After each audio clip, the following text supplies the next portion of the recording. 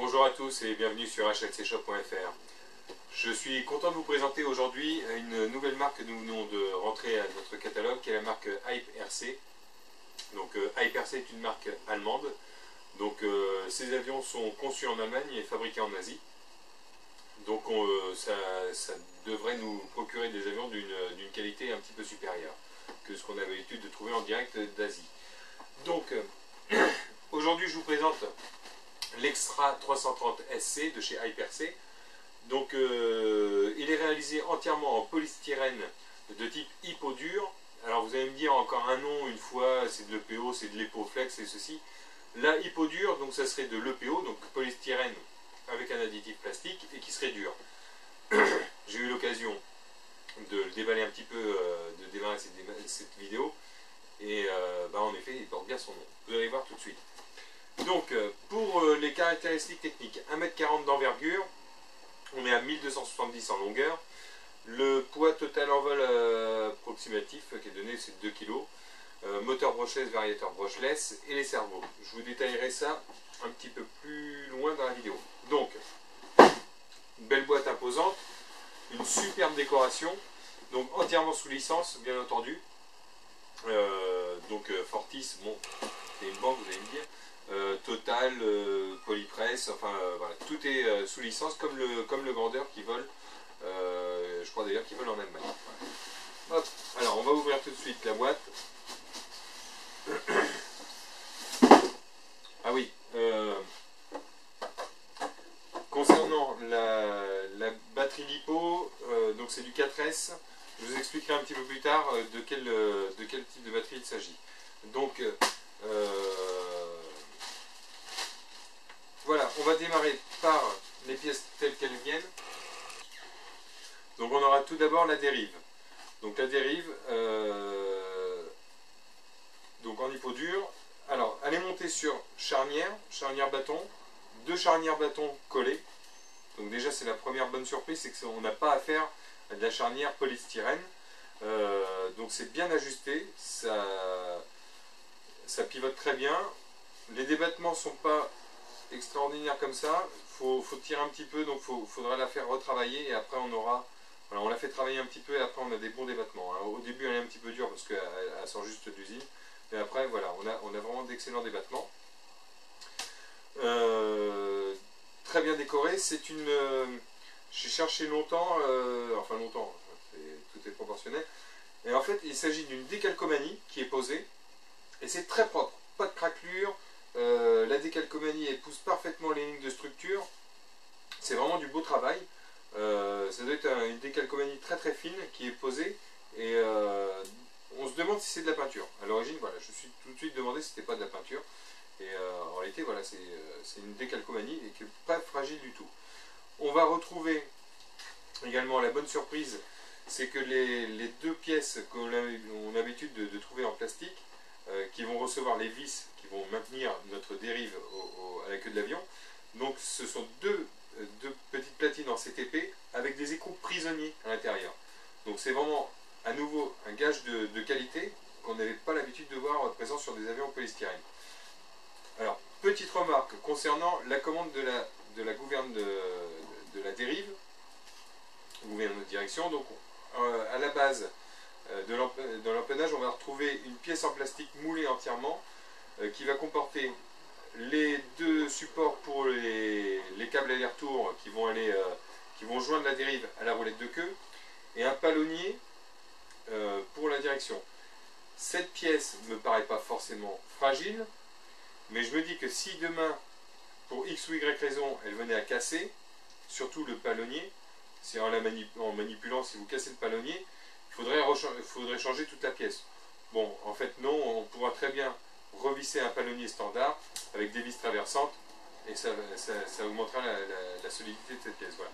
Petite remarque, c'est que si le palonnier casse, il ne faut pas changer toute la pièce. Vous pouvez bricoler sans souci un palonnier additif. Voilà.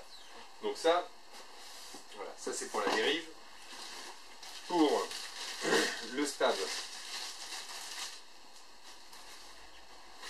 Alors même chose concernant les charnières, donc là elles ont un petit peu de mal, elles sont encore toutes fraîches sorties d'usine. Donc quand on aura fait plusieurs fois ce mouvement-là, bah, elles vont être beaucoup plus libres et plus faciles à manipuler. On a apparemment un jonc carbone. Alors j'insiste, c'est pas de la fibre de verre, c'est un jonc carbone qui fait toute la longueur. Donc on a quelque chose d'extrêmement rigide. Et on a une pièce en CTP également qui est collée solidement, j'ai envie de dire vraiment solidement, aux deux gouvernes, de façon à les lier ensemble, puisque ce sera actionné uniquement par un servot avec un guignol ici. Voilà. Donc voilà, bonne surprise également. On a des petites rondelles en CTP qui viendront recevoir les têtes de vis pour maintenir la profondeur au fuselage. Ensuite, nous avons les ailes. Même chose, charnière, bâton. On a un fourreau carbone, donc je dis bien carbone, qui fait tout le long. Il n'y a pas de reprise avec un fourreau en acier ou en fibre.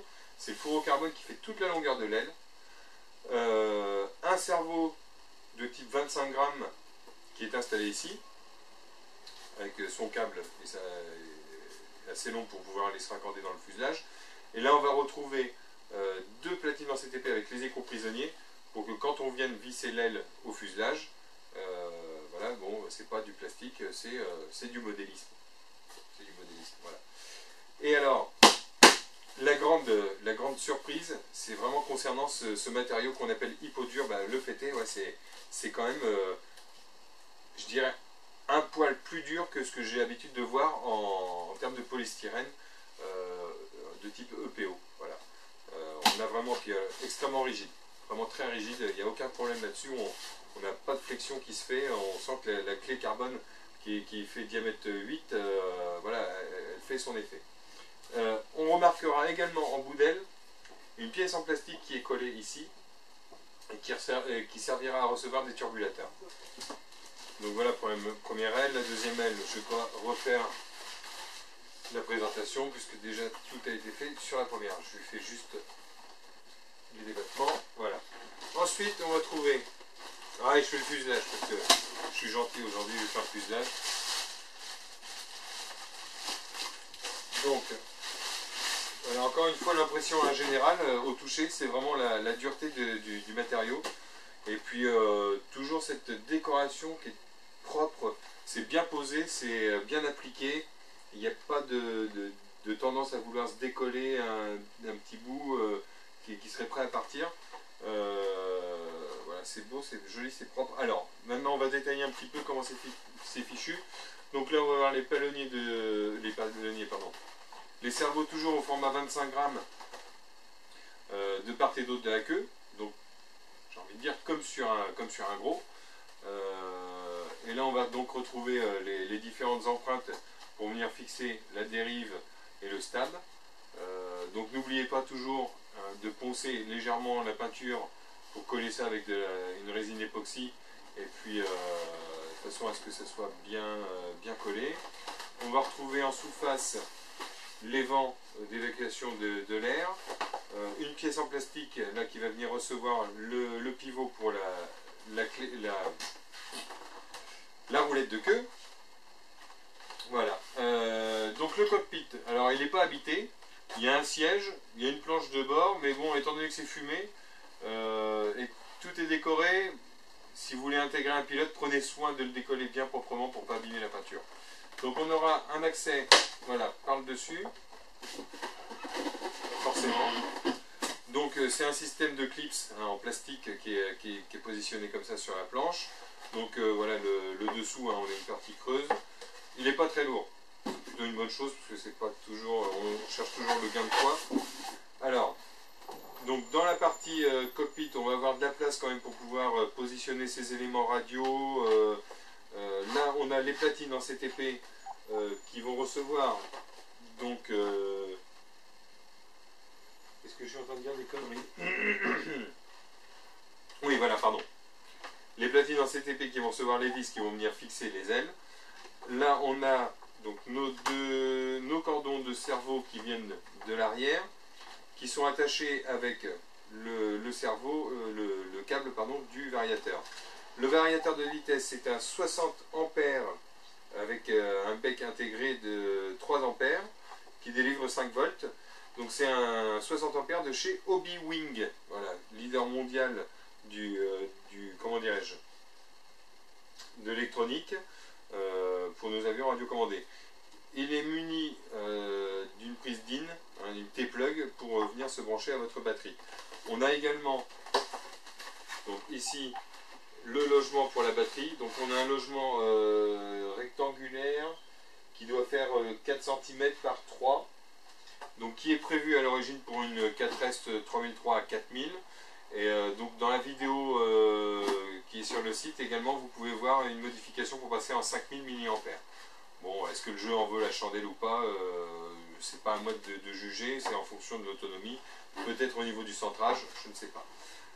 À noter que le verrouillage de la batterie dans son logement va se faire avec le cockpit. Hein, donc c'est-à-dire qu'une fois qu'on a logé la batterie, clac, on a le cockpit qui va l'empêcher de sortir. Donc ça nécessitera bien entendu quelques aménagements en fonction de la taille de votre batterie, comme vous le voyez dans l'autre comment dirais-je, vidéo. A noter, j'ai remarqué qu'on avait une vis, la pointe d'une vis qui maintient le moteur sur sa platine en CTP, sur la cloison parfaite en CTP, il y a une vis qui déborde. Donc faites attention, essayez de bourrer un petit peu le fond avec de la mousse, c'est toujours mieux dans tous les cas de le faire, de bourrer un tout petit peu avec une petite couche de mousse pour éviter que la batterie soit percée par cette vis. Voilà. C'est un point non négligeable, je préfère le dire, voilà. Plutôt que d'avoir des déconvenus en vol. Concernant l'accès au moteur, alors est-ce qu'on va pouvoir accéder au moteur? Est-ce que ce capot a l'air d'être collé, aimanté? Je ne sais pas. Apparemment, il n'y a pas trop, il n'y a pas trop d'intérêt. Ah non, il est collé. Il est collé, mais on peut quand même accéder aux vis de fixation du moteur brushless. Alors le moteur brushless ressemble fortement à un 4250 qu'on trouve sur les Warbird de chez FMS. Hein, au niveau du diamètre, ça a l'air d'être ça. Donc vraiment à quelque chose près, on doit avoir des moteurs qui doivent sortir dans les 560 kV, 600 kV. Donc je pense qu'on va avoir de très bonnes performances avec ce genre de produit. Donc voilà, ici vous trouverez une platine. Alors en quelle matière, j'arrive pas forcément à déterminer. Si c'est du CTP, ouais, si c'est du CTP, c'est un bloc de CTP. Donc il y a une plaque. Donc ça c'est pour le support du train d'atterrissage, pas du train entrant, du train d'atterrissage. Donc et qui vient être pris en profondeur dans l'épaisseur. On a à peu près 2 cm d'épaisseur de retour. Donc là ça a l'air d'être pareil, ça a l'air d'être bien solide, bien costaud et plutôt bien pensé pour un train d'atterrissage plutôt que d'avoir une simple plaque collée bêtement. Là ça va aller chercher la matière plus profond. Voilà. Et puis donc on trouvera ici l'emplacement pour mettre le faux pot d'échappement au polystyrène. Très bien. Alors je passe aux dernières petites choses qu'on va trouver et aux accessoires. Donc là on va trouver les capots de roue qui sont déjà décorés, ils sont en plastique. Pareil avec des écrous prisonniers pour venir se fixer à la jambe de train. C'est toujours vraiment, ma surprise, c'est qualitatif, vraiment qualitatif par rapport à... je ne pouvais pas me faire d'idée tant que je n'avais pas vu, mais par rapport à, par exemple, à c'est du FMS au niveau révision des voltiges, peut-être même en mieux. Ouais, je veux dire, c'est même mieux. Pour moi, c'est mieux que du FMS. Il y a vraiment des pièces qui sont mieux pensées, une finition qui est un peu au-dessus, et puis la dureté du matériau qui est vraiment surprenante. C'est vraiment la bonne surprise vis-à-vis de ce fabricant qu'on ne connaissait pas. Alors, là je vais vous montrer le train d'atterrissage. Alors le train d'atterrissage, donc il est recouvert toujours de cette hypo dure, et ça a l'air d'être de l'aluminium anodisé. Ou je sais pas. Bon, en fait, ça a l'air d'être une jambe en aluminium, plutôt rigide. Hein, ça va amortir légèrement, mais ça a l'air vraiment d'être costaud. Et ça va être pris sur sur le ventre hein, de l'avion en 4 points. On va avoir 4 points d'accroche pour ce train d'atterrissage. Je vais dans le bon sens peut-être. Voilà. Voilà. Donc ça, montage à venir. Je vous ferai pas le montage complet. Je vous montrerai une fois qu'il sera monté. Et je vous donnerai mes impressions. Alors là, on a l'hélice. Ah, les petits sachets qui ont du mal à s'ouvrir. Voilà, tac. Ah, et l'hélice, elle se barre. Alors, qu'est-ce qu'on a? On n'a rien indiqué. Bon, c'est une hélice plastique. Bonne qualité également. On voit pas de traces de moulage. Si je pouvais essayer de donner un comparatif, ouais, c'est du 15. C'est peut-être même du 16. À mon avis, on a un 16-8, c'est du 16. Ça c'est clair, en diamètre c'est du 16. Donc on a un 16-8 au moins facile. Donc, performance à la clé, à mon avis. Qu'est-ce qu'on a ici? Eh ben si, on a un truc super sympa. Ça s'appelle des caches cerveau, qui sont déjà prédécoupés avec la bonne forme qui va bien. Et donc on appliquera en sous-face des ailes pour cacher les palonniers, les palonniers et les tringles des cerveaux d'aileron. Voilà. Ça un petit plus. Le pot d'échappement en polystyrène, le faux pot d'échappement bien entendu. La clé d'aile en carbone, voilà, d'à peu près cinquantaine de centimètres. On va trouver le cône d'hélice qui va reprendre le principe que vous connaissez chez d'autres fabricants, où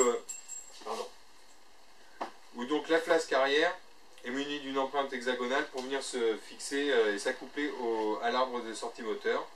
Voilà, donc ça s'ajuste bien, une belle peinture, et donc on viendra le maintenir avec une vis diamètre 3 en bout de nez comme ça, et qui viendra se visser dans l'arbre d'accouplement moteur. Voilà.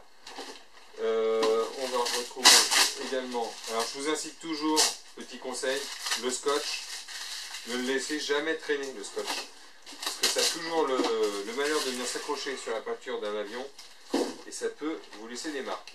On va retrouver dans ce sachet, on va retrouver la roulette de queue, donc le support est également fait en aluminium, le bras est fait en aluminium, on retrouve les câbles d'aller-retour, et une petite roulette de queue en mousse très traditionnelle. On va retrouver également les roues du train principal, voilà, en mousse également, toute la visserie, la tringlerie, la castillage, le Y cerveau pour les ailerons. Voilà, ça c'est complet. Et on va trouver, alors, la première chose, quand je n'avais pas fait attention au bout d'aile, je me suis dit, qu'est-ce que c'est? Et c'est tout simplement les turbulateurs qui viennent en bout d'aile et qui sont fabriqués en bois. Voilà. En bois, on voit, là j'ai une forme, une nervure comme ça, donc c'est en CTP, c'est du CTP aviation, et puis c'est entoilé, voilà, tout simplement. Donc on viendra fixer avec 2 vis dans le bout d'aile, comme ceci. Voilà. Bien, je vais procéder au montage rapide, et puis on fait un petit bilan ensemble après. A tout de suite. Voilà, donc je viens de faire un assemblage de cet extra 330 SC de chez Hyper-C. Donc j'ai fait un montage rapide pour voir s'il n'y avait rien de difficile à faire. Donc petite remarque concernant les pantalons de roue, enfin pas les pantalons mais les capotages de roue. Donc là j'ai 2 vis ici qui viennent tenir la roue à la jambe de train, voilà, je vais y arriver. Donc il y a des écrous prisonniers dans la demi-coque, donc dans une c'était présent, dans l'autre c'était pas présent. Donc comme là au magasin j'en avais pas, je me suis débrouillé pour faire tenir ça. Voilà, donc c'est la seule chose que je puisse reprocher lors du montage, c'est ça. C'est vraiment ces 2 écrous qui étaient absents, 2 écrous diamètre 2. Voilà. Donc sorti de ça, le montage ne pose aucun problème. La fixation, tous les pré-perçages, quand j'ai fixé le train, les 4 vis sont tombés impeccables dans leur puits. J'ai été chercher l'écrou prisonnier, ça s'est bien passé, idem pour la dérive,